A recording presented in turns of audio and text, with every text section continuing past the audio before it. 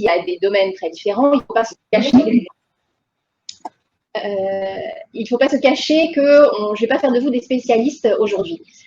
Par contre, mon but, c'est vraiment de vous donner des repères pour vous permettre de vous poser des bonnes questions quand vous êtes créateur, dès la création pour savoir ce qui est éventuellement protégeable dans vos créations, et puis vous permettre de prendre les bons avis et au bon moment. Et il y a quelques réflexes à avoir en amont des démarches de protection qu'il est important que vous connaissiez pour ne pas après empêcher toute protection. On va le voir dans certains cas, divulguer ou faire des actes en amont du dépôt peut être extrêmement néfaste à une bonne protection derrière. Donc, mon but aujourd'hui, ça n'est pas de vous vendre du rêve sur la propriété intellectuelle. Je vais essayer d'avoir un discours concret et pragmatique. Il ne faut pas en attendre trop non plus. Par contre, je vais essayer de vous donner des repères pour que vous vous posez les bonnes questions au bon moment. Donc voilà, on pourra échanger dans des questions-réponses à la fin, mais je vais commencer par une introduction générale sur la propriété intellectuelle, avec des choses que vous connaissez certainement tous, hein, pour partie. La propriété intellectuelle, ça sert à quoi et c'est pour protéger quoi? Vous le savez, c'est pour protéger des créations, mais des créations de différentes natures. On peut faire des créations techniques, on verra que c'est plutôt du domaine du brevet, ou on peut faire de la création artistique, esthétique, qui n'a pas de fonction directe, à part d'être beau ou d'être esthétique. Et dans ce cas-là, on verra que c'est plutôt le domaine du dessin et modèle ou du droit d'auteur. Ça, c'est assez bien perçu que la propriété intellectuelle protège la création, mais elle protège aussi d'autres aspects, et notamment elle protège les identifiants sur le marché. Et là, on pense notamment à la marque, que je pense aussi vous connaissez tous, parce que c'est des discours qui sont quand même assez relayés par les chambres de commerce ou autres. Quand on a un nom d'entreprise, un nom de produit, on va y revenir, on peut avoir une stratégie de protection de ce nom en déposant des marques. Mais il existe aussi des choses un peu plus étonnantes qu'on verra à la fin de cette présentation, puisqu'on peut protéger désormais des indications géographiques, un peu comme il existe des appellations d'origine qu'on connaît tous dans le domaine alimentaire. Maintenant, on peut protéger ce type de dénomination géographique pour des produits industriels ou artisanaux, et c'est ce qu'on verra rapidement à la fin. Donc, la propriété intellectuelle, ça couvre tout ce panorama-là. La seule chose que ça ne fasse pas, et ça il est important de le rappeler parce que c'est souvent des idées fausses qui circulent, on ne peut pas protéger des idées ou des concepts. Même si vous avez une très bonne idée de produit, ça ne suffit pas. Pour envisager une démarche de protection, il faut vraiment être passé à la forme, avoir concrétisé son idée dans un produit, dans des étapes d'un procédé concret. Il faut être allé au-delà d'un simple concept de produit ou d'un simple concept économique. Alors, autre généralité dans le domaine de la propriété intellectuelle, les droits sont la plupart du temps territoriaux. Vous ne pouvez pas avoir de protection mondiale. Alors, ce qui va vous intéresser évidemment dans un premier temps, c'est d'être protégé là où vous fabriquez, là où est votre marché principal, donc déjà en France, sans doute en Europe. On peut se protéger en dehors de ces territoires-là, mais c'est des démarches de protection qui sont à envisager par étapes. Et la plupart du temps, il faut commencer par une protection locale. Et après, on peut étendre cette protection-là à l'étranger, sur des marchés qui vous intéressent, par exemple aux États-Unis, ou par exemple en Chine, ou par exemple en Australie. Et cette extension de protection, elle peut se faire la plupart du temps dans un délai qu'on appelle un délai de priorité, c'est-à-dire un temps qui varie entre 6 mois et 1 an après votre dépôt en France, et qui vous permet d'étendre votre protection à l'étranger. Donc, si vous voulez avoir une idée du planning de protection, envisagez d'abord une protection locale, et dans les 6 mois à 1 an qui suivent, envisager une protection qui soit étendue éventuellement à l'international si vous en avez des besoins. Alors après, autre généralité, la propriété intellectuelle, pourquoi faire? Je pense qu'on a tous en tête que d'abord, la propriété intellectuelle, ça vise à se défendre contre des tiers qui viendraient vous copier ou vous parasiter. Le dépôt qu'on peut faire d'un droit de propriété intellectuelle, c'est une première démarche, c'est une nécessité à l'origine, mais ça ne suffit pas. Et c'est là qu'il ne faut pas trop attendre de la propriété intellectuelle. Ça n'est pas parce que vous aurez un brevet, une marque, un dessin de modèle que vous serez automatiquement protégé. Si vous voulez agir contre un tiers, il va falloir engager des procédures derrière. Parfois des procédures administratives, parfois des procédures judiciaires. Et là, il faut être réaliste et le dire, ce sont des coûts supplémentaires à chaque fois quand vous engagez des actions. C'est vrai, c'est une réalité. D'un autre côté, si vous ne commencez pas par un dépôt et si vous ne commencez pas par vous protéger et engager les frais nécessaires à la protection, vous n'aurez de toute façon rien et vous ne pourrez pas agir contre des tiers. Donc, commencez par envisager un dépôt, envisager une protection, c'est une nécessité, c'est un préalable incontournable, mais il ne faut pas se cacher qu'il y aura éventuellement des coûts supplémentaires si vous devez un jour agir et vous défendre contre des tiers. Mais j'allais dire que cet aspect-là qui est le plus relayé sur la propriété intellectuelle n'est pas forcément ou pas toujours le plus intéressant. Il y a surtout dans la propriété intellectuelle la possibilité de valoriser votre création et au-delà de la défense, donc des aspects négatifs vis-à-vis des tiers, il y a des aspects positifs. Vous pouvez valoriser comme ça votre création. Alors, quand vous êtes un créateur, c'est vrai que vous allez déjà vivre de la vente de vos produits d'artisanat. C'est évidemment une source de revenus et une manière de valoriser vos créations. Mais à côté de la vente des objets, vous avez une autre possibilité qui est de déposer le droit de propriété intellectuelle ou d'envisager une protection par la propriété intellectuelle qui est une source de valeur distincte. Quand vous avez un droit d'auteur, quand vous avez un dessin modèle, quand vous avez un brevet, c'est un actif qui entre dans votre patrimoine.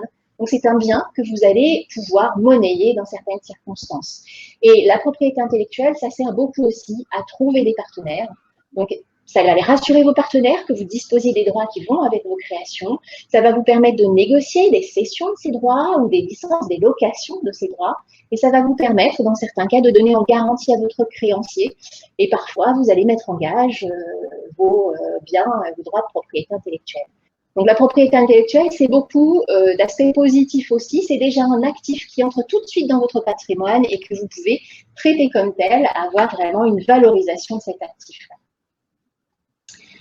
Alors voilà pour cette introduction générale. On va maintenant cibler sur vraiment notre sujet d'aujourd'hui qui est le craft, le French craft, l'artisanat, pour voir quelles sont les protections qui sont offertes finalement sur des objets d'artisanat.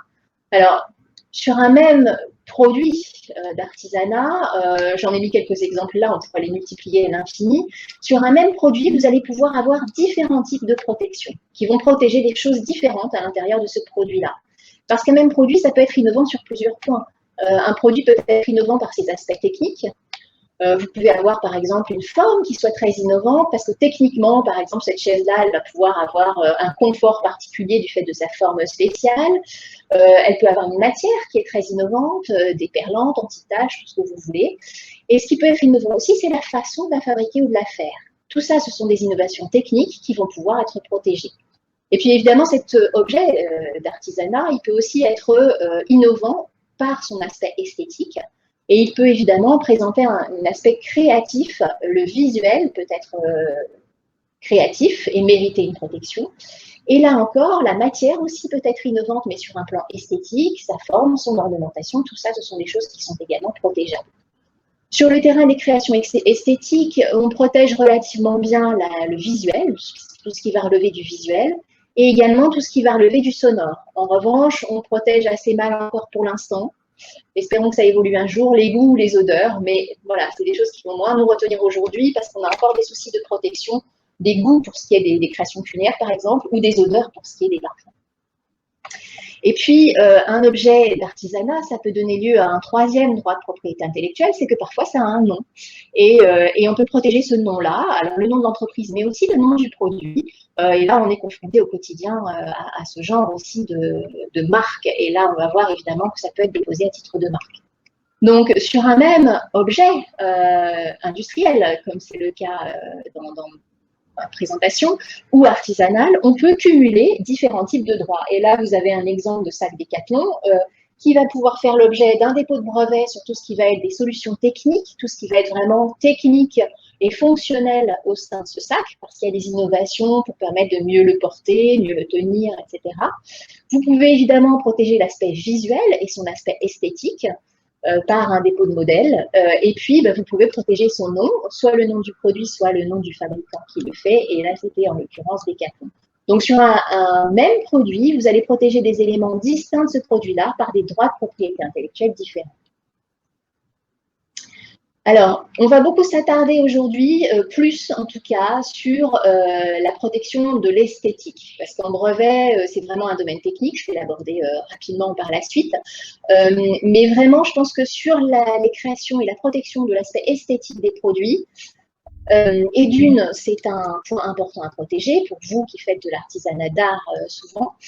Et de deux, il y a un droit qui est particulièrement adapté pour protéger ces créations de forme.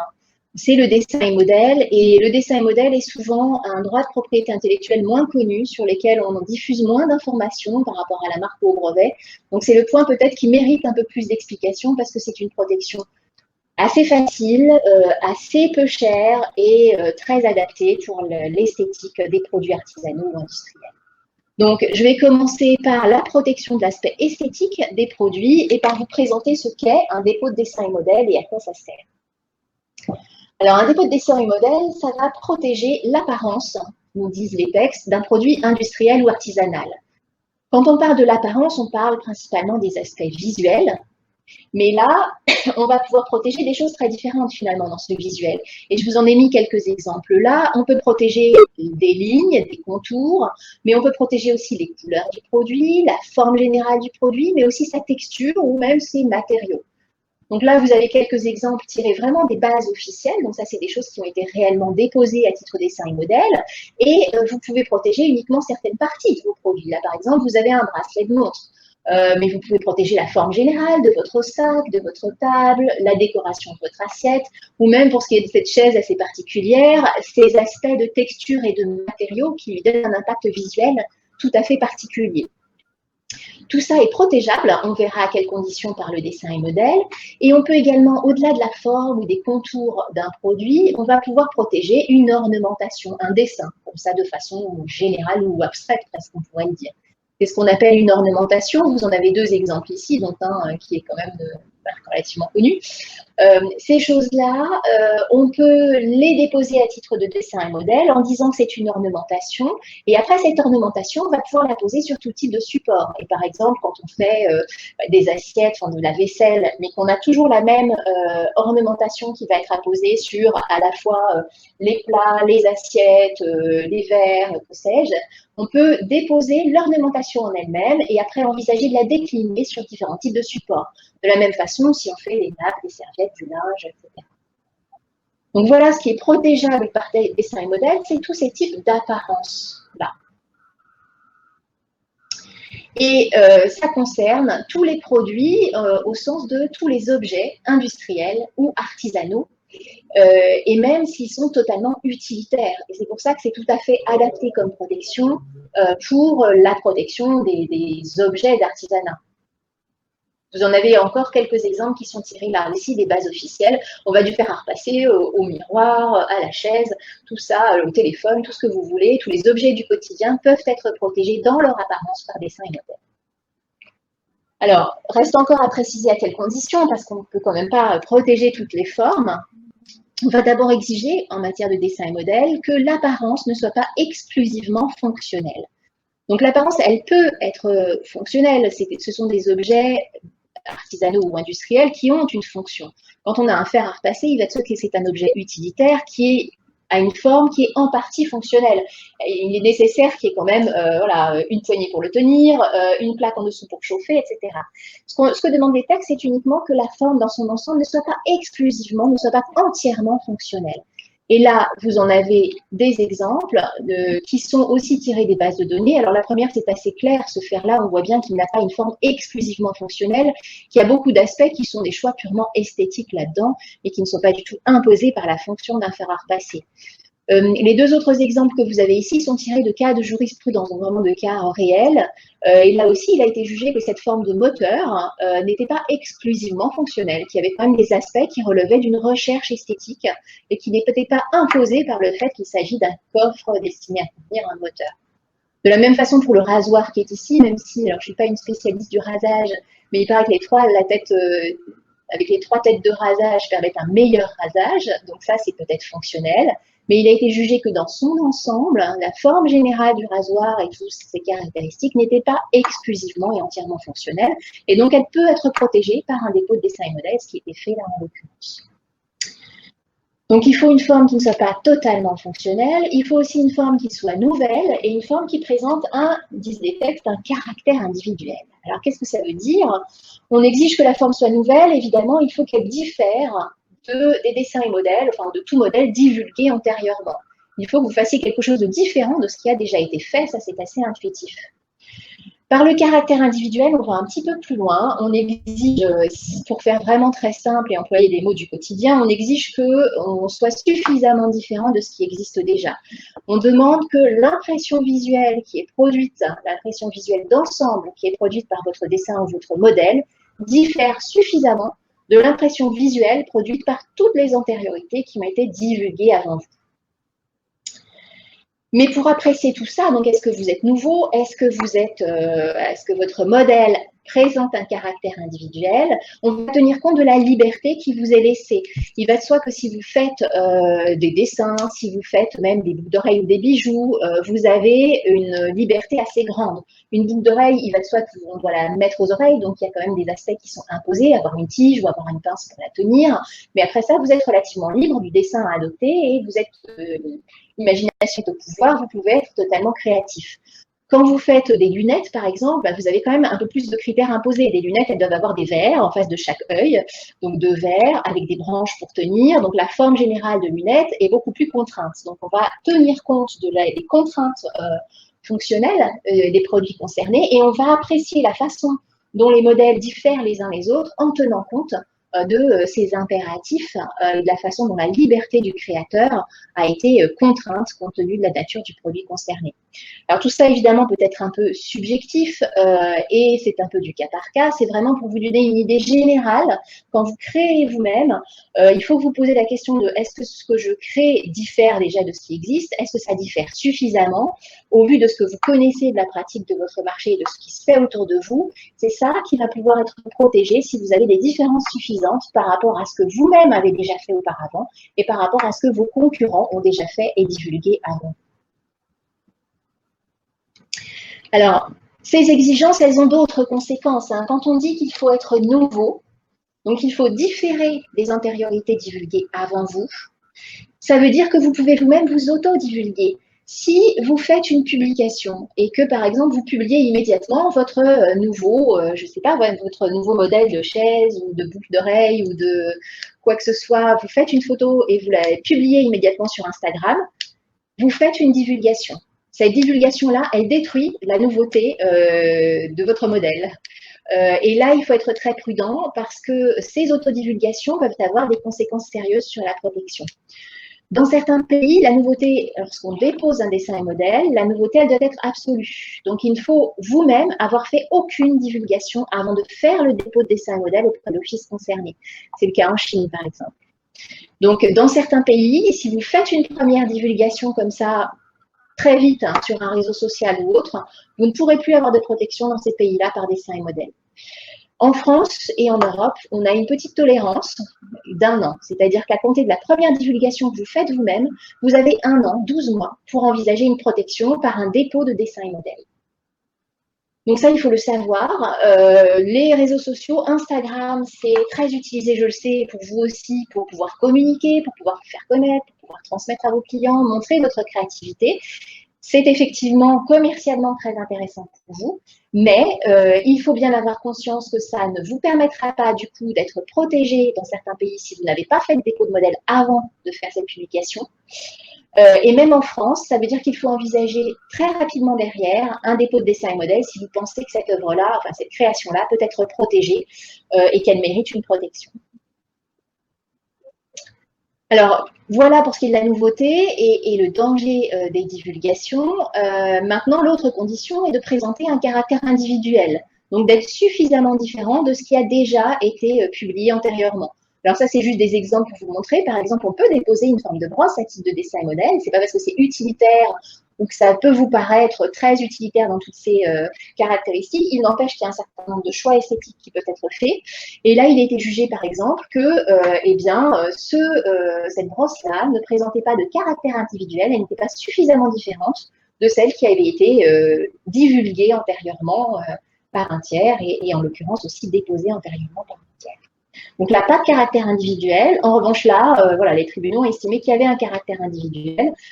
Cette lampe-là, prise dans son ensemble, diffère suffisamment de celle-ci qui était déposée avant pour que, eh bien, dans leur ensemble, il soit jugé que les deux modèles peuvent mériter une protection et celui-ci peut être déposé malgré la divulgation antérieure de l'autre. Donc ça, c'est juste pour vous donner des exemples, c'est des choses que si vous prenez la tâche d'un conseil, il pourra vous donner une opinion là-dessus et puis vous donner des précisions complémentaires. Alors pour finir sur le dessin et modèle, et pour résumer cette protection, l'avantage de faire des dépôts de dessin et modèle, c'est que c'est un titre qui est déposé et enregistré facilement. Quand vous allez déposer un dessin et modèle à l'INPI ou au niveau européen devant un office qui s'appelle l'EUIPO, ces offices-là ne vont pas faire d'examen de la nouveauté et du caractère propre. Donc, ils ne vont pas rechercher les antériorités divulguées, ils ne vont pas faire d'examen de fond sur votre dessin et modèle. Ils vont mener un examen de forme, mais vous allez pouvoir obtenir un enregistrement de votre dessin et modèle facilement et rapidement. L'autre avantage, c'est que tout ça a un coût quand même raisonnable. Déposer un modèle, c'est alors je ne peux pas vous donner les taxes parce que ça va varier à chaque fois en fonction du nombre de modèles inclus dans un même dépôt, du nombre de vues déposées, etc. Mais c'est quelques centaines d'euros pour être protégé sur un dessin ou modèle en France ou au niveau européen. Et au niveau européen, du coup, vous couvrez les 27 États membres de l'UE.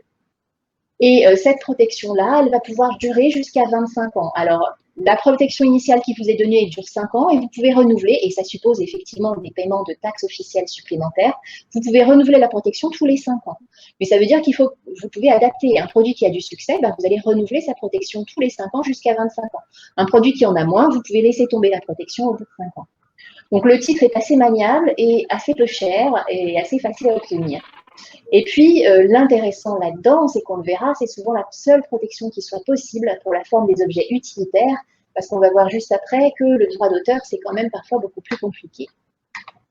Alors, est-ce que ça veut dire que le dessin et modèle ne présente pas de piège si malgré tout, c'est vrai que les outils sont accessibles en ligne, vous pouvez déposer vous-même vos dessins et modèles, mais j'attire votre attention sur le fait que c'est quand même un acte assez technique sur le plan juridique.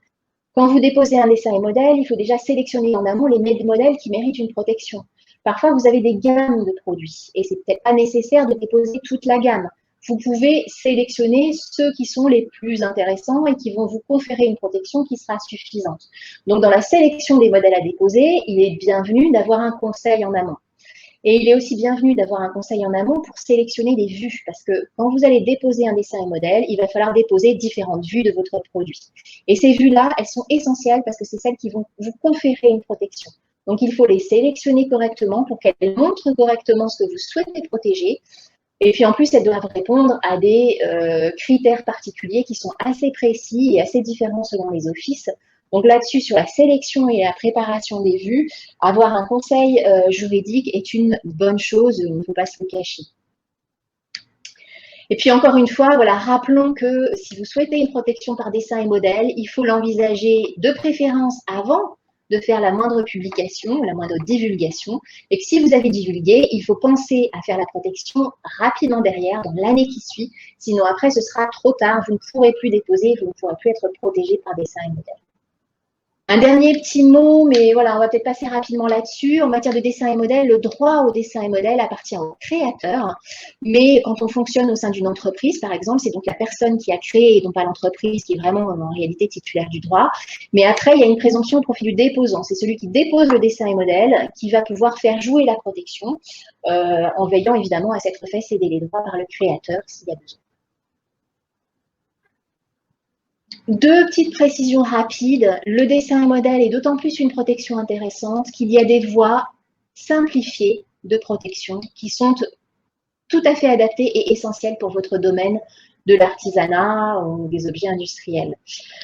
La première simplification concerne les entreprises qui renouvellent fréquemment leur collection. Et on vise là, par exemple, les créateurs de vêtements qui vont renouveler leurs vêtements toutes les saisons. Mais aussi les créateurs de, je sais pas, le linge de maison, de vaisselle, etc. Donc, ils vont créer des gammes complètes régulièrement, voire toutes les saisons. Déposer tout serait, à titre de dessin modèle, vraiment serait un très gros travail. Donc, l'INPI a mis en place, et ça existe depuis longtemps, une voie simplifiée de dépôt pour ce type d'industrie-là, d'artisanat-là. Et là, on peut faire des dépôts groupés sur tout un ensemble de dessins et modèles avec des taxes extrêmement réduites de quelques dizaines d'euros. Et après, au sein de finalement ce dépôt simplifié de dessins et modèles dans lequel on aura inclus toute la collection, on va pouvoir, au bout de 30 mois, sélectionner les modèles qu'on a vraiment trouvé intéressants et qui ont rencontré leur marché et qui méritent une protection. Et ces modèles-là, il va falloir payer en plus pour les faire publier et puis les protéger vraiment. Mais on pourra du coup cibler sur ceux qui ont vraiment eu du succès et les autres, on les abandonne et finalement, ils ne seront jamais véritablement protégés. Mais on aura pu au moins prendre date, avoir un dépôt provisoire sur toute la collection pour après ne cibler que que les modèles qui auront eu un succès réel et faire les investissements pour une protection complète uniquement sur ces modèles-là. Et puis, il y a une deuxième protection, et là aussi, il y a une chose grave, donc il faut bien y penser. Il y a une deuxième protection qui est très utile, mais qui là est au niveau européen. Ça s'appelle le dessin et modèle communautaire non enregistré, et c'est une protection qui ne passe pas par un dépôt. Vous êtes protégé sans même faire de dépôt, donc sans aucun coût pour vous, à condition, et ça c'est une condition essentielle, c'est de divulguer votre produit, votre dessin ou modèle, pour la première fois sur le territoire de l'Union européenne. Et ça, il faut veiller donc, quand vous faites des divulgations, à le faire pour la première fois dans l'Union européenne. Si pour la première fois, vous le faites aux États-Unis, par exemple, parce que vous avez une exposition là-bas, ça ne vous permettra pas de revendiquer ce type de protection-là. Et ça vous protège votre dessin et modèle, mais pour une durée moins longue que pour faire un dépôt. Vous ne serez protégé que 3 ans et vous ne serez pas protégé pleinement. Vous ne serez protégé que contre la copie, c'est-à-dire qu'il va falloir démontrer que le tiers qui reprend votre modèle vous a imité, qu'il avait connaissance de votre modèle et qu'il a fait exprès de vous copier. Donc, c'est une protection qui est un peu moins forte que si vous faites un dépôt, mais elle n'a aucun coût, puisque voilà, c'est sans dépôt et c'est uniquement si vous divulguez pour la première fois dans l'Union. Alors là, on s'est arrêté beaucoup sur ce type de protection-là parce que je pense que c'est la moins connue. On va passer un petit peu plus rapidement à l'autre manière de protéger les créations esthétiques, qui est le droit d'auteur. Alors ça, si vous êtes créateur, vous en avez certainement entendu parler. On va commencer par rappeler que le droit d'auteur en France n'est pas réservé qu'aux beaux-arts. C'est pas parce qu'on est peintre, compositeur, etc. Ça, évidemment, c'est couvert par le droit d'auteur. Mais faire des objets d'artisanat, ça peut être protégé également par le droit d'auteur. C'est ce qu'on appelle la théorie de l'unité de l'art. Le problème, c'est qu'on n'est protégé que si, à condition d'être original, il y a une condition d'originalité en droit d'auteur. Ce qu'on veut dire par là, alors je ne sais pas si ça avance beaucoup, c'est qu'il faut que votre création, même utilitaire, porte l'empreinte de votre personnalité ou qu'elle manifeste un effort créatif. Ce sont les termes employés par les tribunaux. On n'est pas beaucoup plus avancé pour ça. Simplement quelques exemples de protection qui a été refusée par le droit d'auteur sur des objets utilitaires ou d'artisanat.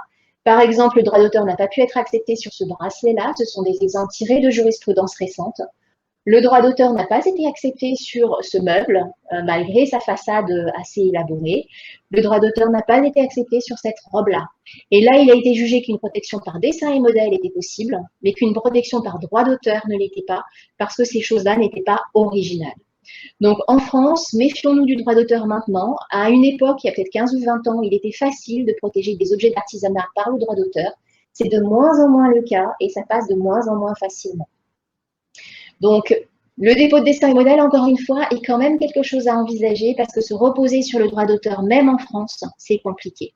Et alors, soyons très clairs, ça c'est une attitude française. Dans certains pays, il est tout simplement impossible de protéger par droit d'auteur des objets utilitaires. La seule voie de protection que vous aurez, et même chez nos voisins comme les Italiens par exemple, la seule voie de protection que vous aurez, c'est les dessins et modèles. Le droit d'auteur n'est pas admis pour les créations utilitaires, les objets industriels ou artisanaux. Alors, le droit d'auteur, très rapidement, mais là, je pense que vous connaissez plutôt, il n'y a pas de dépôt, effectivement. On a des droits d'auteur quand on est auteur dès la création et dès le moment de la création, mais néanmoins, il va falloir prouver que vous êtes l'auteur. Il va falloir prouver la date aussi de votre création. Donc, même si un dépôt n'est pas obligatoire, il est fortement recommandé à titre probatoire, parce qu'il va falloir se constituer une preuve solide qui va pouvoir tenir devant un tribunal si c'est nécessaire. Donc, un dépôt probatoire, au moins à titre d'enveloppe solo à l'INPI, mais on peut envisager un dépôt probatoire auprès d'une société d'auteur, un dépôt probatoire auprès d'un notaire, il y a beaucoup de solutions possibles. Un dépôt probatoire est quasiment quand même indispensable pour prouver votre création.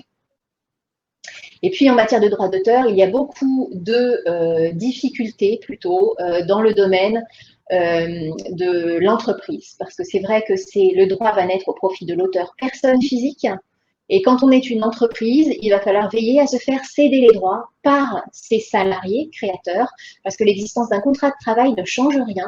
Le salarié créateur est l'auteur, et donc c'est sur lui que naissent les droits d'auteur. Et ce salarié va devoir céder ses droits à l'entreprise qui va exploiter ses créations, et il va devoir céder ses droits au fur et à mesure de la création. Donc, il y a toute une organisation à mettre en place assez rigoureuse au sein des entreprises sur la cession des droits d'auteur. Et en plus, les contrats de cession de droits d'auteur sont extrêmement encadrés par les textes. Ils doivent comporter des mentions obligatoires qui sont assez nombreuses et assez délicates. Et enfin, l'auteur a droit à une rémunération proportionnelle au profit de l'exploitation en principe. Il y a un certain nombre d'exceptions, mais il faut bien veiller à rentrer dans les exceptions. Sinon, il faut le rémunérer proportionnellement au profit de l'exploitation. Et enfin, il dispose de droits moraux, donc voilà, droit à avoir son nom apposé sur l'œuvre, droit à avoir son œuvre respectée, etc. Alors, juste un petit rappel pour dire qui est auteur. On est auteur quand on conçoit ou on participe à la conception de l'œuvre. On n'est pas auteur quand on ne fait qu'exécuter les ordres de quelqu'un d'autre. Vraiment, pour être auteur, il faut commencer à concevoir ou à participer à la conception de façon originale. Donc, en résumé, est-ce que c'est intéressant le droit d'auteur? Oui, certainement, parce que c'est une protection qui naît en principe sans coût, parce qu'il n'y a pas de dépôt obligatoire. Pour autant, on l'a dit, un dépôt probatoire est quand même conseillé, donc il y a malgré tout un minimum de coûts à envisager. Après, c'est une protection qui est très longue, voire pour des objets artisanaux, peut-être trop longue. C'est jusqu'à 70 ans après la mort de l'auteur, donc c'est très très long.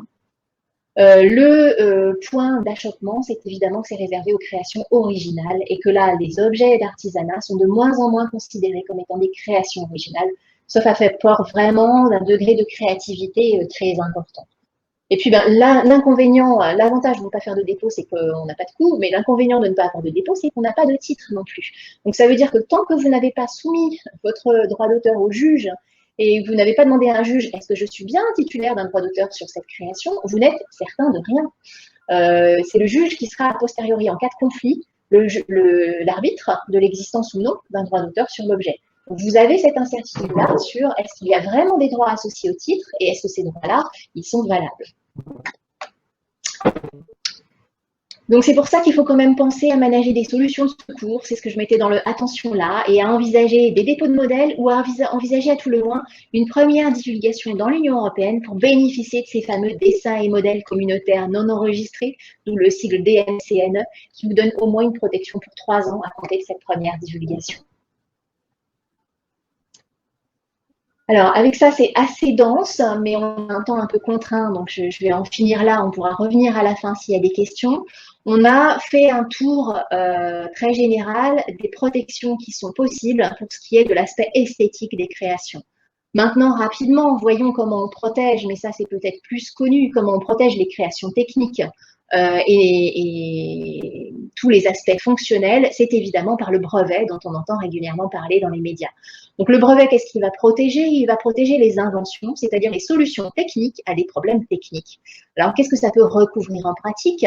Ça peut recouvrir un produit. Donc un produit, un objet matériel, peut faire l'objet d'un brevet parce que sa matière est innovante, ou parce que sa composition est innovante, sa forme, sa disposition, il a un dispositif mécanique particulier, par exemple. Donc, tout ça peut faire l'objet d'une protection par brevet si c'est innovant et que ça répond à des impératifs techniques.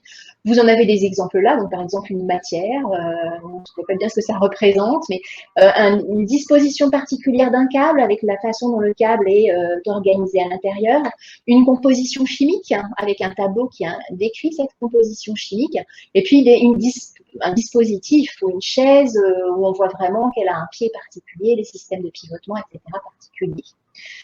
Donc tout ça peut être protégé par brevet. On peut aussi protéger par brevet des procédés, donc des moyens de faire, des étapes concrètes pour faire quelque chose.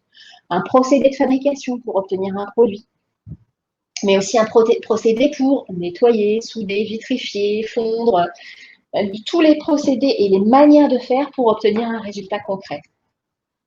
Tout ça est protégeable, si ça a une fonction technique, par le biais du droit des brevets. Alors, quelles sont les conditions pour être protégé par brevet? Très rapidement, la première condition, c'est la nouveauté, et ça va nous rappeler ce qu'on a vu en dessin et modèle. Il faut être différent de ce qui a déjà été divulgué comme solution technique cette fois-ci auparavant.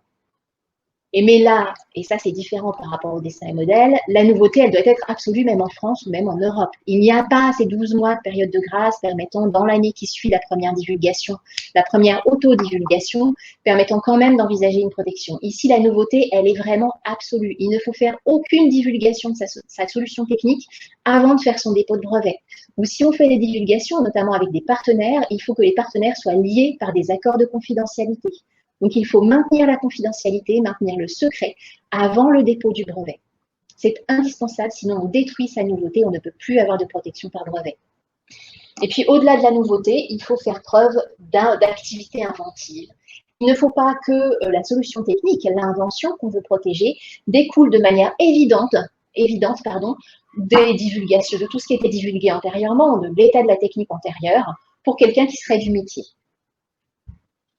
La troisième condition est l'application industrielle, mais ça, en gros, c'est quasiment toujours respecté. À partir du moment où il y a une utilisation quelconque dans l'industrie, on peut protéger par brevet. Et puis, il y a des exclusions, mais qui ne vont pas tellement concerner l'artisanat. Il y a beaucoup d'exclusions dans le domaine des biotechnologies, du vivant, de la santé, du médicament. Il y a des exclusions dans le domaine du logiciel.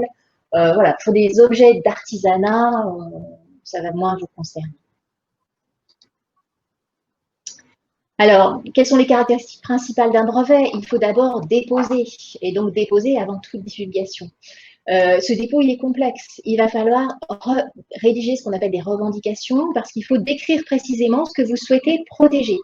Donc, dans une forme particulière, vous allez devoir rédiger le contenu sur lequel vous souhaitez une protection. Et vous allez dire dispositif, caractérisé en ce qu'il comporte, telle et telle caractéristique, et c'est ça la revendication. Ça, c'est le cas de votre protection, c'est ce qui va vous donner une protection.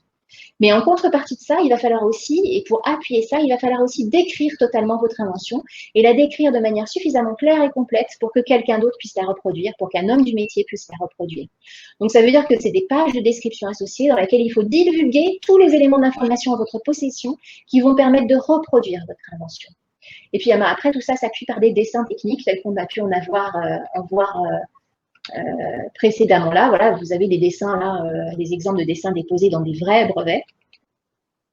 Donc tout ça, ça demande du temps et c'est ça qui a un coût quand on dépose un brevet, parce que voilà, c'est très difficilement envisageable et c'est totalement à déconseiller de le faire soi-même. Il faut se rapprocher d'un conseil qui puisse vous faire le dépôt de brevet et si les dépôts sont chers, c'est parce qu'il faut le temps pour rédiger les revendications, rédiger la description, rédiger les dessins, enfin faire les dessins. Et tout ça, c'est la condition pour avoir une protection satisfaisante, sinon c'est un peu du temps perdu que de faire le dépôt. Et puis une fois que vous avez déposé, eh bien votre demande est examinée, elle est publiée à 18 mois. Et puis il y a un rapport de recherche qui va être fait par les offices et ces rapports de recherche vont permettre de ressortir les antériorités détecter donc tout ce qui a été divulgué antérieurement et qui va permettre d'apprécier la nouveauté et l'activité inventive de votre brevet. Donc, c'est très intéressant pour le déposant lui-même, ce rapport de recherche, parce que ça lui permet d'apprécier l'intérêt de son invention et de voir si vraiment il a fait quelque chose de suffisamment différent de ce qui existe déjà pour avoir et obtenir une protection. Et puis, évidemment, les offices vont examiner, et là, ils vont faire un examen complet, y compris en France, c'est récent, mais l'INPI aussi examine de façon totale les brevets maintenant, y compris l'activité inventive, et il va délivrer les brevets à l'issue de cet examen complet. Alors, une fois que vous avez un brevet, les choses ne sont pas finies. Pour maintenir votre droit en vigueur, il va falloir payer des annuités tous les ans, et c'est donc des taxes à l'office, à l'INPI ou à l'office européen, et ces taxes, elles seront progressives. C'est la contrepartie du maintien de votre protection, c'est qu'on exige que voilà, vous payez des taxes régulièrement. Puis il y a tout un régime d'invention de salariés qui fait qu'il est un peu moins compliqué de gérer les inventions au sein des entreprises par rapport à gérer des créations protégées par droit d'auteur. Et là, on n'aura vraiment pas le temps de se plonger dans cet aspect aujourd'hui. Donc en résumé, faites attention si vous avez des créations techniques de ne rien divulguer avant de vous rapprocher d'un conseil pour étudier un dépôt. Sachez que c'est un titre complexe, donc il est nécessairement cher. Ce qui est cher, ça n'est pas tant les taxes officielles, c'est tout le temps que le conseil va passer à rédiger votre brevet pour le protéger correctement. Et puis après, vous avez 20 ans de protection, mais à condition de payer des annuités tous les jours. Et donc, il y a peut-être des alternatives à envisager, mais ça, on n'aura pas trop le temps d'aborder cette question aujourd'hui. Rapprochez-vous de toute façon d'un conseil, c'est incontournable pour un dépôt de brevet, si vous pensez que vous avez une solution technique protégeable dans votre création. Enfin, et très rapidement, parce que ça c'est un petit peu plus connu, vous ne pouvez pas, enfin, vous pouvez protéger d'autres choses qu'une création, puisque vous pouvez protéger notamment le nom de votre entreprise ou le nom de votre produit. Par un dépôt de marque, évidemment. Donc la marque, c'est vraiment le signe qui va faire le lien entre votre produit et vous-même. Votre produit et son créateur, son fabricant, son distributeur. La marque, elle est importante parce qu'elle permet de capitaliser les investissements que vous avez faits par ailleurs. La marque, elle va pouvoir être renouvelée tous les 10 ans pour perpétuité. Si vous payez tous les 10 ans, vous pouvez être protégé sans limite. Alors que le dessin modèle, ce sera 25 ans au maximum, le brevet, ce sera 20 ans au maximum. Donc avoir une marque, même d'un produit, ça peut être intéressant parce que ça complète votre protection. Le consommateur a pu prendre l'habitude d'appeler votre produit par son nom et ça vous maintient un avantage concurrentiel, même si votre brevet tombe, même si votre dessin modèle vient à expiration. On a tous l'expérience en tant que consommateur. On prend par exemple, ça m'arrive de prendre du Doliprane. Il existe des génériques du Doliprane depuis bien longtemps, ça s'appelle le paracétamol. Alors maintenant, en plus, on oblige les pharmaciens à commercialiser le générique. Mais moi, il m'arrivait encore d'arriver en pharmacie en demandant du Doliprane spontanément. Parce que j'avais pris l'habitude d'appeler ce produit-là par son nom. On connaît tous les fauteuils Pohang d'Ikea. Ben voilà, vous pouvez peut-être aller chez Ikea et demander un fauteuil Pohang. Donc, il y a un réflexe du consommateur d'appeler un produit qui a eu du succès par le nom qui lui a été donné. Et finalement, il arrive chez son commerçant et demande ce produit-là. Ça maintient un certain avantage concurrentiel par rapport au produit qui pourrait maintenant imiter la forme, puisque le brevet est tombé ou le dessin modèle est tombé, mais pour autant le nom, lui, reste protégé. Alors, je pense qu'on a tous en vue qu'une marque, ça peut protéger un nom. Ça peut protéger un logo aussi, hein, la virgule Nike, etc. Tout ça, ce sont des choses qui peuvent être déposées à titre de marque. Sachez simplement, on n'a pas le temps d'entrer dans les détails, mais qu'une marque, ça peut protéger bien d'autres choses. Et ça peut protéger notamment la forme du produit, sous certaines conditions, et notamment à condition que cette forme ne soit pas banale, à condition qu'elle ne soit pas fonctionnelle, et à condition qu'elle ne soit pas recherchée pour elle-même par le consommateur. On ne peut pas déposer une forme de vase pour des vases, parce que c'est vraiment le consommateur va acheter le vase pour ça.